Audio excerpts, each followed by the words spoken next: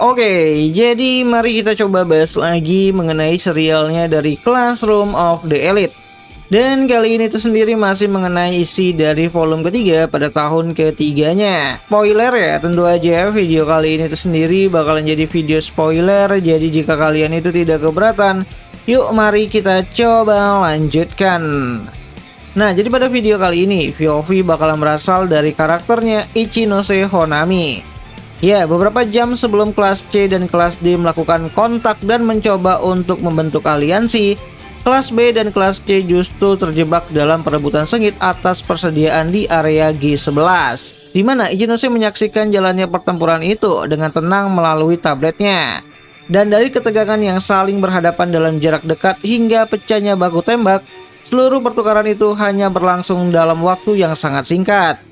Namun hasilnya cukup menentukan untuk menghasilkan pemenang yang jelas dan juga pihak yang kalah. Setelah memastikan mundurnya kelas C secara compang-camping ke area tenggara pada peta GPS, Ichinose mematikan tabletnya dan bangkit dari kursi perkemahan di samping tendanya. Saat itu sudah memasuki hari kedua ujian. Dia memeriksa GPS setiap 5 menit sekali, melacak pergerakan kelas C sambil mencermatinya dengan seksama. Ya, dengan melakukan itu, gambaran mental tentang pemimpin mereka, Ayano Koji Kiyotaka, semakin jelas baginya seiring berjalannya waktu. Dan setelah serangan kejutan kelas B yang melumpuhkan mereka pada hari pertama, kelas C dipaksa terus berada dalam kondisi terdesak, bertahan di area selatan di dekat markas mereka. Kemudian dari serangan terbaru ini, upaya putus asa untuk mengamankan bahkan satu titik persediaan saja juga berakhir dengan kegagalan. Ya, dari sudut pandang orang luar, terlihat seolah mereka telah tersandung pada dua kesalahan besar secara berturut-turut. Melihat semua ini, apa yang dipikirkan oleh Ichinose? Dan yang paling membekas di benaknya adalah kelengahan dari Ayano Koji yang tidak biasa, serta cara bertarung yang terasa ceroboh dan tidak rapi. Dari sudut pandang kita, ini menguntungkan karena mereka saling bertabrakan. Terdengar sebuah suara melalui radio. Tapi sebenarnya ini sulit bagi kelas C, ucap VIP mereka, yaitu Kobanshi, yang lalu melanjutkan. Kita sebaiknya terus menjaga jarak untuk sekarang ini, tetap berpegang pada rencana awal. Ya, itu memang pendekatan yang paling aman. Setiap kelas menjaga jarak, fokus sepenuhnya pada pengumpulan persediaan. Terlibat dalam pertempuran hanya jika benar-benar tak terhindarkan. Itu adalah pilihan yang lebih baik dan juga strategi yang paling ortodok. Kalau ini terus berlanjut, kelas C mungkin akan kalah, gumam Kobanshi. Itu tidak benar, jawab Ichinose dengan lembut. Hah? Tidak benar? Maksudmu apa? Balas Kobanshi. Di mana Ichinose tersenyum tipis, suaranya tetap tenang saat dia menjawab melalui saluran radio. Ayano Koji-kun tidak akan kalah. Tidak, aku tidak akan membiarkannya kalah, ucap Ichinose. Ya, setelah itu Ichinose mulai menjelaskan sekali lagi dengan rinci dan hati-hati percakapan yang sebelumnya ia lakukan dengan Ayano Koji mengenai aliansi. Jadi maksudmu kita akan membantu kelas C, tanya Kobanshi yang jelas terkejut. Dan tanpa menyangkal pertanyaan itu, Ichinose melanjutkan dengan nada yang sama. Jika kelas C menyebut dirinya sebagai kekuatan terbesar di pulau ini, maka bahkan seseorang seagresif Ryuen tidak akan bertindak gegabah dan menyerang kelompok beranggotakan lebih dari 50 orang. Hal yang sama juga berlaku untuk kelas A, jelas Ichinose. Jika itu terjadi, kelas A dan kelas B akan terpaksa saling berhadapan. Jika posisi peringkat pertama berada di luar jangkauan, maka fokus mereka akan beralih pada pengamanan posisi kedua dengan saling menjatuhkan pihak lain. Ya, aku perlu kau menyampaikan ini kepada semua orang di kelas. Pastikan mereka memahaminya, perintah Ichinose. Katakan pada mereka bahwa Ayano Koji akan segera melakukan kontak dengan kelas D. Ketika itu terjadi, dalam keadaan apapun, kita tidak boleh menyerang lebih dulu, ucap Ichinose. Bahkan di tengah suara statis dari radio, dia bisa membayangkan Kobanshi bergegas pergi mencari Kenzaki, menyampaikan pesan itu dengan gestur yang panik. Ia mungkin ingin membantah, tapi Ichinose tahu dia tidak akan melakukannya. Mempercayai bahwa kelasnya telah siap untuk menyambut para tamu mereka, Ichinose pun akhirnya bangkit dari kursinya dan menatap ikon yang menunjukkan lokasi kelas C saat ini. Ya, ucap Ichinose dengan pelan. Ya, Ichinose memeluk tabletnya dengan erat di dadanya. Pikirannya dengan alami kembali tertuju kepada Ayano Koji Kiyotaka. Aku mengerti, Ayano Koji-kun. Aku paham apa yang sedang kau pikirkan. Lebih dari siapapun, dia selalu berusaha menyelaraskan pikirannya dengan pikiran Ayano Koji. Ichinose-san, suara Kobayashi terdengar kembali. Tezaki-kun memintaku untuk bertanya. Sekedar memastikan apakah ini benar-benar demi kebaikan kelas kita. Dia khawatir melihat betapa buruknya kondisi kelas C belakangan ini. Tanya Kobayashi. Itu kekhawatiran yang tidak perlu, jawab Ichinose tanpa ragu. Karena Ayano Koji-kun. Ya, suara Ichinose sedikit merendah saat dia berbicara melalui radio. Dan dengan tenang menyampaikan kesimpulannya yang sejak tadi telah ia yakini. Sementara itu, dengan ragu-ragu, disertai kehati-hatian yang nyaris berubah menjadi kecurigaan yang secara terang-terangan, para siswa kelas 3C bergabung ke dalam area perkemahan kelas D.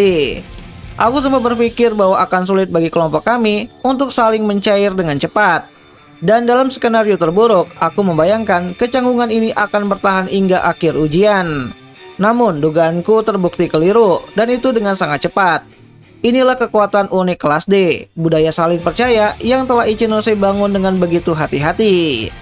Menghadapi anggota kelas C yang masih waspada dan enggan untuk menurunkan pertahanan mereka, para siswa kelas D terus mengajak mereka berbincang. Memperlakukan mereka dengan keakraban yang mudah seolah-olah mereka saling berada di dalam sekolah. Mereka secara aktif berusaha menjembatani jarak antara siswa-siswa yang jarang berinteraksi. Ya, dalam situasi di mana keunggulan jumlah memberi mereka hak penuh untuk mengambil kendali, mereka justru memperlakukan kami sebagai rekan yang setara. Di mana langkah sederhana itu mulai membuka hati kelas C yang selama ini tertutup rapat. Dan kewaspadaan mereka pun perlahan mencair dengan kecepatan yang mengejutkan. Tentu saja, kepercayaan sepenuhnya tidak bisa terbangun dalam waktu sekejap. Namun, ketulusan yang mereka tunjukkan begitu tulus sehingga mau tidak mau kau akan merasakan bahwa jika kelas inilah yang pada akhirnya akan mengkhianatimu, mungkin itu adalah kekalahan yang bisa kau terima. Ya, daya tarik kelas D sungguh luar biasa ya, ujar Shiraishi. Suaranya dipenuhi kekaguman lirih saat dia menyaksikan teman-teman sekelas kami mulai berbaur. Aku juga terkejut, jawab Ayano Koji dengan jujur. Ini adalah jenis kekuatan yang tak akan kau sadari hanya dengan melihat peringkat atau hasil ujian. Agar sebuah aliansi bisa berfungsi, lanjut Shiraishi dengan tenang. Ya, hubungan harus setara. Jika pihak yang memiliki kekuatan menekan yang lain dari atas, atau jika salah satu pihak menjadi terlalu patuh, atau jika kecurigaan dibiarkan menyebar tanpa kendali, maka aliansi itu akan runtuh seketika. Menghadapi kelas A dan kelas B, hal seperti itu jelas mustahil.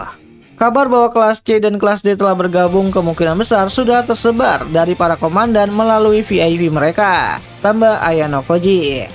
Ya, pada titik ini, menghadapi aliansi gabungan kelas C dan juga kelas D yang kini menjadi kekuatan terbesar di pulau ini tidak akan mudah. Meski begitu, ini bukan saatnya untuk bersantai. Jika ada, justru dibutuhkan kewaspadaan yang lebih besar. Menurutmu, bagaimana dua kelas teratas akan menilai situasi ini? Tanya Shiraishi kepada Ayano Koji. Kalau kita berbicara murni soal angan-angan, jawab Ayano Koji dengan pelan. Aku ingin mereka saling bertabrakan di tempat yang jauh dari kita, tempat di mana kita tidak terlibat. Bahkan jika aliansi kita memiliki keunggulan jumlah, namun jika kelas A dan kelas B menantang kita secara langsung, kita akan kehilangan lebih dari setengah anggota. Setelah itu, kelas yang tersisa bisa dengan mudah meraih kemenangan telak. Namun, logika itu juga berlaku bagi semua pihak. Dari sudut pandang kelas manapun, menjadi pihak yang menyerang lebih dulu adalah perjudian yang berbahaya. Wajar saja tak ada satupun kelas yang akan merasa mudah untuk mengambil langkah pertama mereka, pikir Ayano Koji. Masih di hari kedua ujian, saat pukul menunjukkan jam 6 sore. Sepanjang perjalanan kami berhasil mengamankan balok nutrisi, 2 kg beras putih, makanan kaleng, serta 1 set 5 mangkuk dan cangkir plastik baru. Dikemas dengan rapi lengkap dengan 5 pasang sumpit sekali pakai. Masalah tentang siapa yang berhak mendapatkan beras putih ditentukan melalui permainan adil, gunting batu kertas. Dengan satu syarat, para pemenang harus menerima hadiah mereka.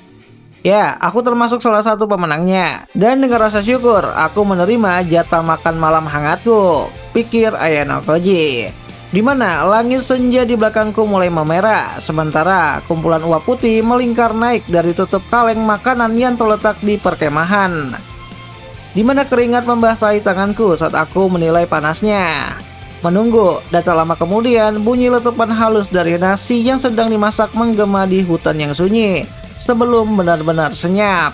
Aku mengangkat tutupnya dan awan uap harum langsung mengepul keluar. Di bawah cahaya matahari yang kian meredup, nasi putih yang baru matang itu tampak berkilau.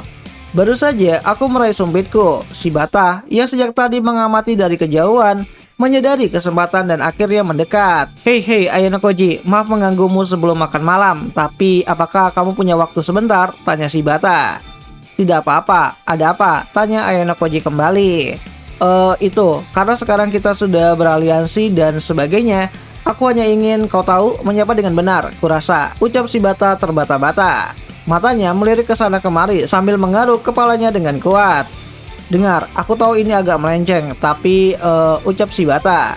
Silakan ucapkan saja, kau tidak perlu sungkan, ucap Ayano Koji. Iya, saat itu tatapan matanya yang gelisah akhirnya bertemu dengan mataku.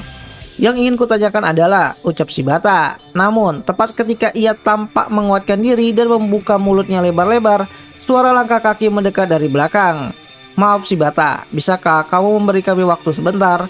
Suaranya tenang namun tegas. Aku perlu berbicara dengan Ayano Koji, ucap Kenzaki. Ya, Kenzaki muncul di samping kami dengan sebuah kaleng makanan kosong di tangannya. Hal itu karena dia sebelumnya memimpin pembagian makanan. Oh ya, iya, tidak masalah sama sekali sih, kata si Bata dengan tergesa-gesa. Sampai nanti ya, Ayano Koji, ucap si Bata. Ya, seolah melarikan diri, si Bata segera bergegas menjauh dari tempat itu. Apa ada yang kau perlukan? Tanya Ayano Koji kepada Kenzaki. Aku lupa menyampaikan sesuatu yang penting. Mengenai rantai komando mulai sekarang, Ichinose telah menginstruksikan agar semua keputusan sepenuhnya diserahkan kepadamu, ucap Kenzaki. Begitu ya, aku menghargai itu. Tapi apakah kamu pribadi setuju dengan hal itu? Tanya Ayano Koji kembali. Apa aku setuju atau tidak, itu tidaklah penting. Ichinose adalah pemimpin kita. Tidak ada seorang pun di kelas ini yang akan mempertanyakan kepemimpinannya, ucap Kenzaki. Itu kesetiaan yang mengesankan, balas Ayano Koji. Atau mungkin taring mereka telah dicabut, dan mereka tidak lagi peduli dengan hal-hal sepele seperti itu. Bagaimanapun, selama semuanya berjalan lancar, aku tidak punya alasan untuk mengeluh. Bahkan, setelah menyampaikan pesannya, Kenzaki tidak beranjak dari posisi berdirinya. Nah, jadi kurang lebih itulah kelanjutan dari isi volume ketiga pada tahun ketiganya Classroom of the Elite. Dimana jika kalian suka dengan konten seperti ini, kalian bisa bantu aku dengan cara tulis di kolom komentar. Bang, lanjut bang, nanti akan aku coba lanjutin ceritanya. Dan akhir kata, jika ada salah aku minta maaf dan sampai jumpa di pembahasan anime yang lainnya. Jenny.